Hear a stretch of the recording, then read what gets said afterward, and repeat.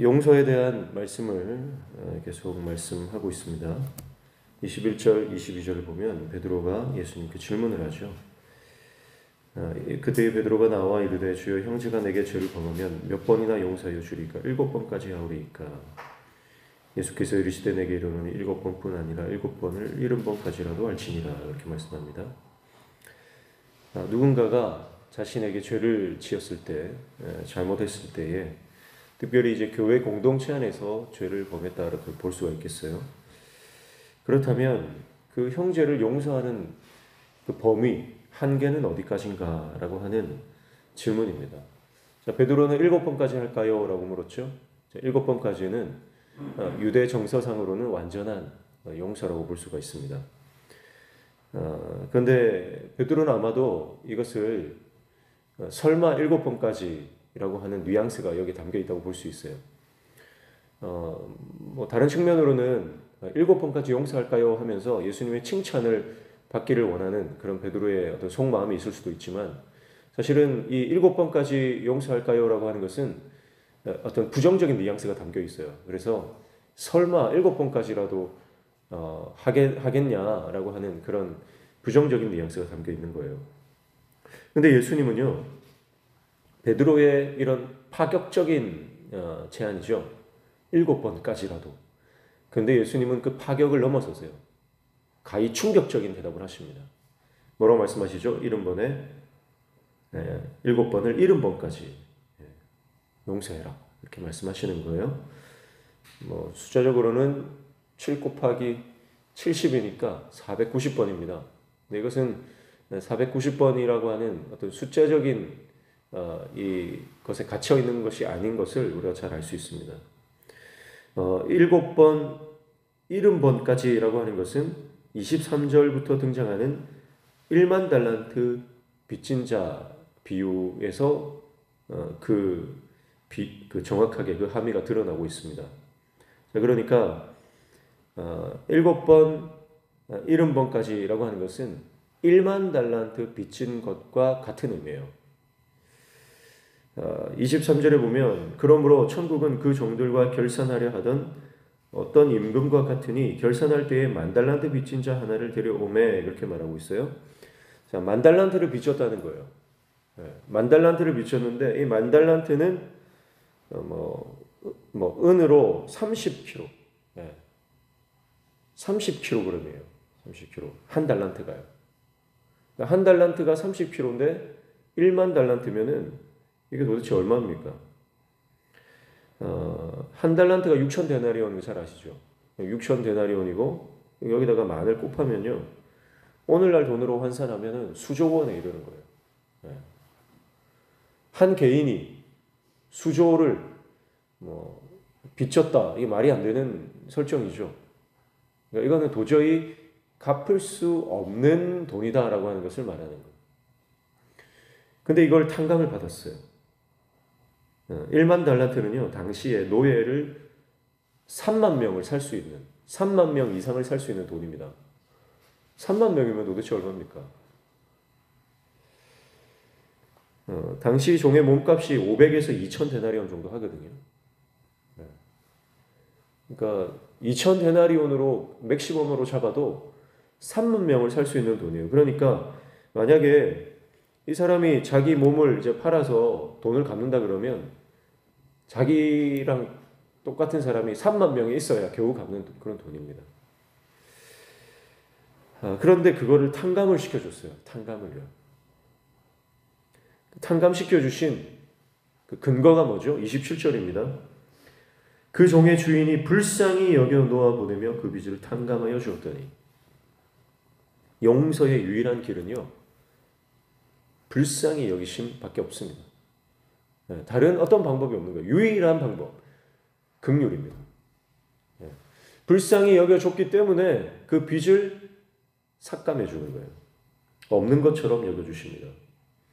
자, 그러면서 오늘 이 비유에는요, 그 종이라고 하는 말이 계속해서 등장해요. 26절 보시면 그 종이 엎드려 절하며 이르되, 이렇게 말하죠. 27절에도 그 종의 주인이 불쌍히 여겨, 또 28절에도 그 종이 나가서 자기에게 이렇게 말합니다. 자, 그 종. 자, 바로 그 종이라고 하는 정확하게 그 종을 가리키고 있어요. 자, 그 종. 왜 그 종이라고 할까요? 바로 내가 그 종이기 때문에 그렇습니다. 저와 여러분이 바로 이 용서받은 종이다라고 하는 거예요. 근데 이 종이라고 하는 것을 3번을 쓰는데 첫 번째 26절에 그 종은 어떤 행동을 했습니까? 엎드려 절하며 참으소서 다 갚으리이다. 다 갚을 수 있습니까? 다 갚을 수 없어요. 그런데 자기가 다 갚겠다는 거예요. 27절에 그 종의 주인이 불쌍히 여겨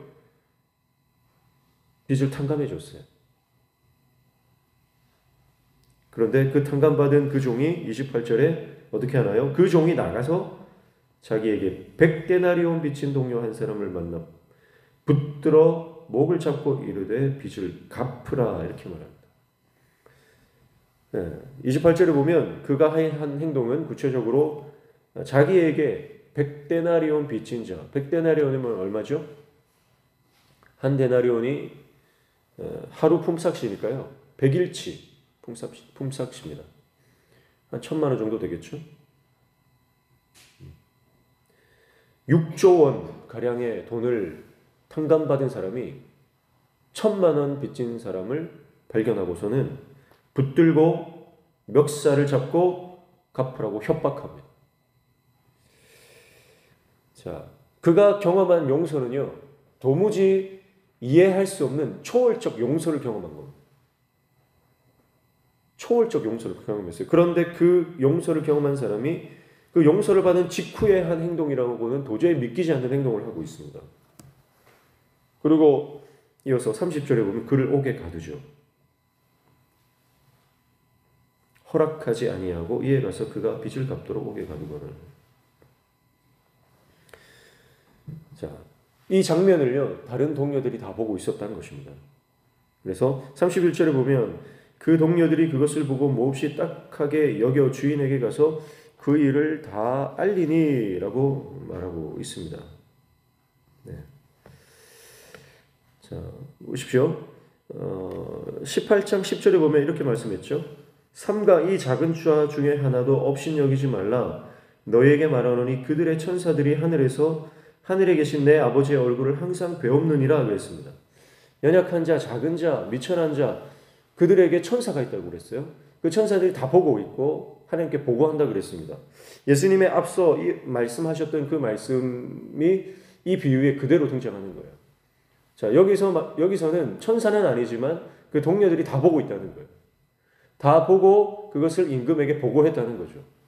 그러니까 우리가 어떻게 용서하며 사는지, 우리가 어떤 태도로 이 땅을 살아가는지, 하나님의 법대로 사는지 다 하나님이 지켜보신다는 거예요.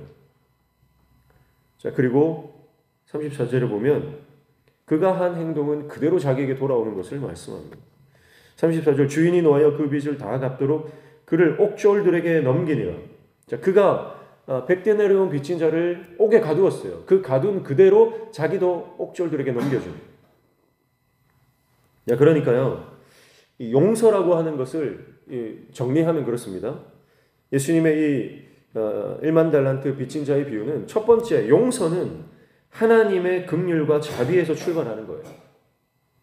하나님의 자비와 하나님의 긍휼에서 출발합니다. 용서받을 길이 없습니다. 다른 길은 전혀 없습니다. 하나님의 용서는 그분의 자비하심, 그분의 긍휼하심, 불쌍히 여기시기 때문에 우리가 용서받는 거예요. 거기에서 출발합니다. 그러나 하나님의 자비에서 출발했지만 도착은 어디서 하는 거예요? 내가 용서받은 대로 합당한 삶을 살 때 완성되는 겁니다. 용서받은 자의 합당한 태도로 살아가지 못한다면 하나님께로부터 출발한 이 용서가 완성되지 않는다는 거예요.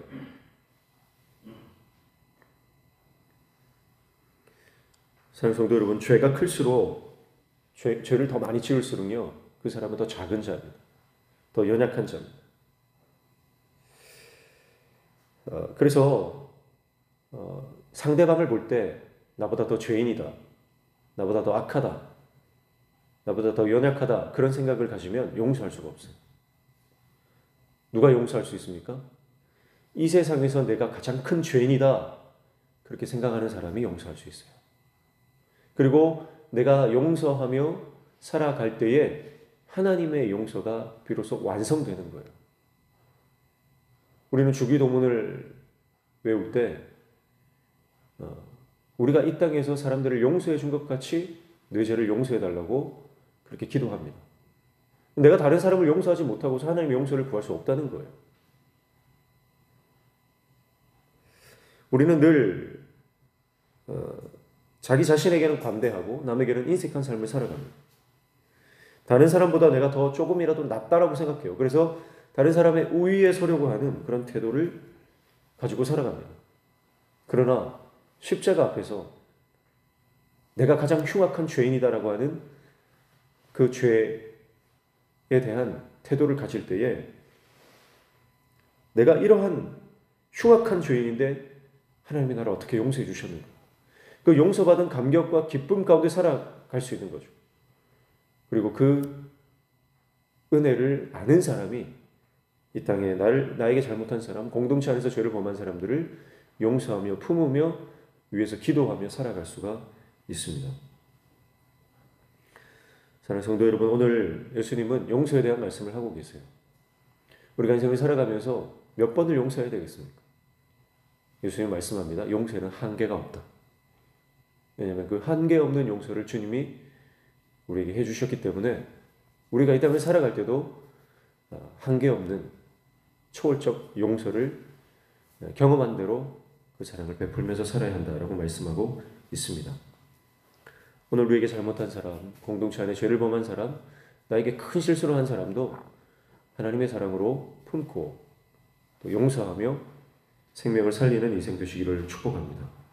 그래서 예수님께 받은 사랑을 동일하게 전하며 살아가는 예수 그리스도의 신실한 제자들 다 되시기를 주님의 이름으로 축복합니다. 기도하겠습니다. 하나님 아버지,